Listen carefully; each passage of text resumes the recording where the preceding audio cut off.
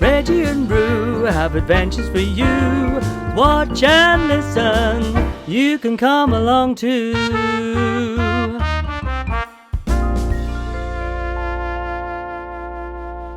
Are you ready to do the workout with Maisie? Maisie's morning motivations.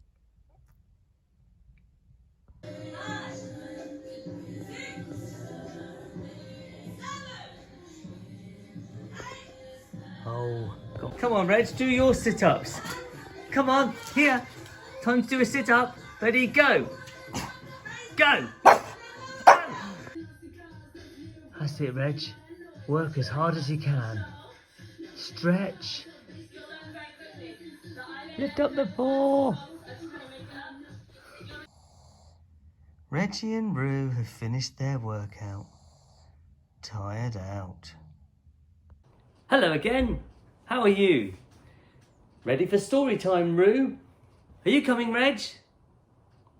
Reg is playing outside. Maybe he'll come and join us in a minute. Chapter 2 of A Little Princess by Frances Hodgson Burnett. A French lesson. When Sarah entered the schoolroom the next morning, everybody looked at her with wide, interested eyes.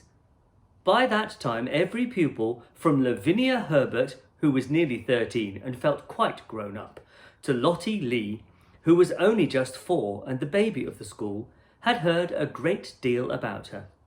They knew very certainly that she was Miss Minchin's show pupil and was considered a credit to the establishment. One or two of them had even caught a glimpse of her French maid Mariette, who had arrived the evening before. Lavinia had managed to pass Sarah's room when the door was open, and had seen Mariette opening a box which had arrived late from some shop. It was full of petticoats with lace frills on them. Frills and frills, she whispered to her friend Jessie as she bent over her geography. I saw her shaking them out. I heard Miss Minchin say to Miss Amelia that her clothes were so grand that they were ridiculous for a child. My mamma says that children should be dressed simply. She has got one of those petticoats on now. I saw it when she sat down. She has silk stockings on, whispered Jessie, bending over her geography also. And what little feet! I never saw such little feet. Ah, sniffed Lavinia spitefully. That is the way her slippers are made. My mamma says that even big feet can be made to look small if you have a clever shoemaker. I don't think she is pretty at all. Her eyes are such a queer colour. She isn't as pretty as other people are, said Jessie, stealing a glance across the room. But she makes you want to look at her again. She has tremendously long eyelashes, but her eyes are almost green. Sarah was sitting quietly in her seat, waiting to be told what to do. She'd been placed near Miss Minchin's desk. She was not abashed at all by the many pairs of eyes watching her. She was interested and looked back quietly at the children who looked at her. She wondered what they were thinking of, and if they liked Miss Minchin, and if they cared for their lessons, and if any of them had a papa at all like her own. She had a long talk with Emily about her papa that morning. He's on the sea now, Emily, she had said. We must be very great friends and tell each other things. Emily, look at me. You have the nicest eyes I ever saw, but I wish you could speak. She was a child full of imaginings and whimsical thoughts, and one of her fancies was that there would be a great deal of comfort in even pretending that Emily was alive and really heard and understood. After Mariette had dressed her in the dark blue schoolroom frock and tied her hair with a dark blue ribbon, she went to Emily and sat in her chair of her own and gave her a book. You can read that while I am downstairs, she said, and seeing Mariette looking at her curiously, she spoke to her with a serious little face. What I believe about dolls, she said, is that they can do things they will not let us know about. Perhaps, really, Emily can read and talk and walk, but she will only do it when people are out of the room. That is the secret, you see. If people knew that dolls could do things, they would make them work. So perhaps they have promised each other to keep it a secret. If you stay in the room, Emily will just sit there and stare. But if you go out, she'll begin to read. Perhaps, or go and look out of the window. Then if she heard either of us coming, she would just run back and jump into her chair and pretend she'd been there all the time. Comme elle est drôle, Mariette said to herself, and when she went downstairs, she told the head housemaid about it. But she had already begun to like this odd little girl, who had such an intelligent small face and such perfect manners. She'd taken care of children before who were not so polite.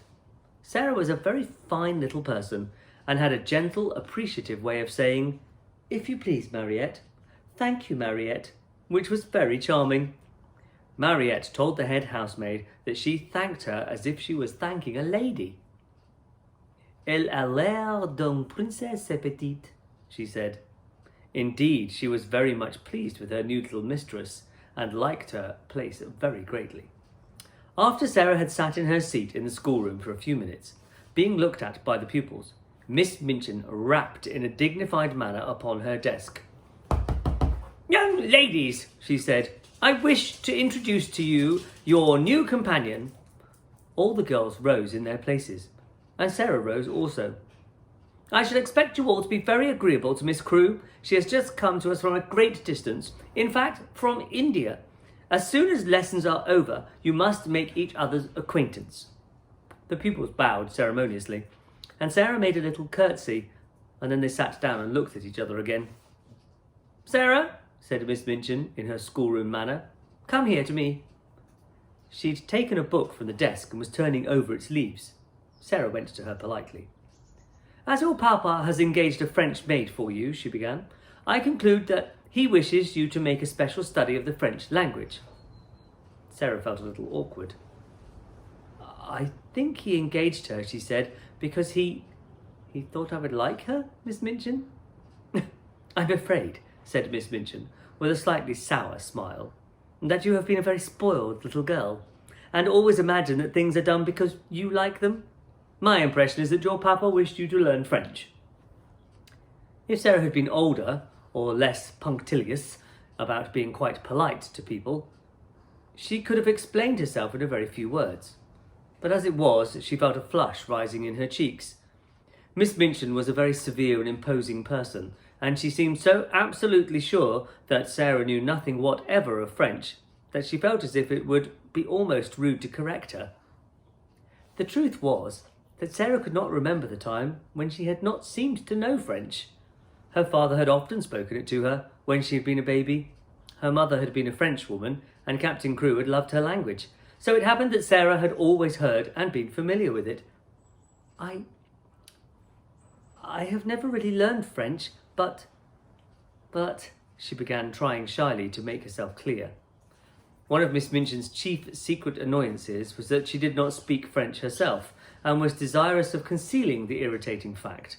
She therefore had no intention of discussing the matter and laying herself open to innocent questioning by a new little pupil. "That is enough," she said with polite tartness. "If you have not learned, you must begin at once. The French master, Monsieur Defarge, will be here in a few minutes. Take this book and look at it until he arrives." Sarah's cheeks felt warm. She went back to her seat and opened the book. She looked at the first page with a grave face. She knew it would be rude to smile, and she was very determined not to be rude.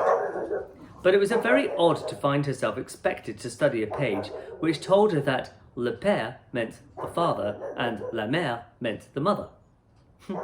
Miss Minchin glanced towards her scrutinizingly. "You look rather cross, Sarah. I am sorry you do not like the idea of learning French." "Oh, I'm very fond of it," answered Sarah, thinking she would try again. "But—" "You must not say 'but' when you are told to do things," said Miss Minchin. "Look at your book again." And Sarah did so. And she did not smile, even when she found le fils meant the son and le frère meant the brother. When Monsieur Defarge comes, she thought, I can make him understand. Can you hear Reggie speaking French in the background? Monsieur Defarge arrived very shortly afterward. He was a very nice, intelligent, middle-aged Frenchman, and he looked interested when his eyes fell upon Sarah, trying politely to seem absorbed in her little book of phrases. "Is this a new pupil for me, madame?" he said to Miss Minchin. "I hope that is my good fortune." Her papa, Captain Crew, is very anxious that she should begin the language. But I am afraid she has a childish prejudice against it. She does not seem to wish to learn, said Miss Minchin. I am sorry of that, mademoiselle, he said kindly to Sarah. Perhaps when we begin to study together, I may show her that it is a charming tongue. Little Sarah rose in her seat. She was beginning to feel rather desperate, as if she were almost in disgrace. She looked up into Monsieur Defarge's face with her big green-grey eyes, and they were quite innocently appealing. She knew that he would understand as soon as she spoke. She began to explain quite simply, in pretty and fluent French. Madame had not understood. She had not learned French exactly, not out of books, but her papa and other people had always spoken it to her, and she had read it and written it as she had read and written English. Her papa loved it, and she loved it because he did. Her dear mamma, who had died when she was born, had been French.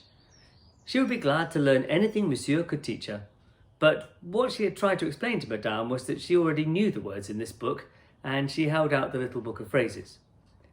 When she began to speak, Miss Minchin started quite violently and sat staring at her over her eyeglasses, almost indignantly, until she'd finished. Monsieur Defarge began to smile, and his smile was one of great pleasure. To hear this pretty, childish voice speaking his own language so simply and charmingly made him feel almost as if he were in his native land, which, in dark, foggy days in London, sometimes seems worlds away. When she had finished, he took the phrase book from her with a look almost affectionate, but he spoke to Miss Minchin. Ah, madame, there is not much I can teach her. She has not learned French. She is French.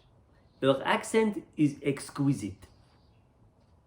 You ought to have told me, exclaimed Miss Minchin, much mortified, turning to Sarah. I tried, said Sarah. I suppose I did not begin right. Miss Minchin knew she had tried, and that it had not been her fault that she was not allowed to explain.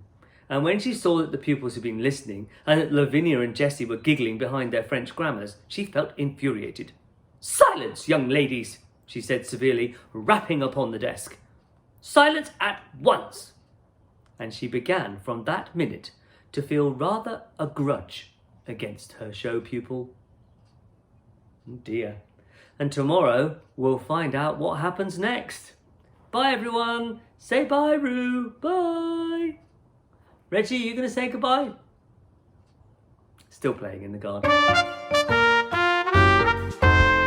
Reggie and Roo have adventures for you. Watch and listen. You can come along too.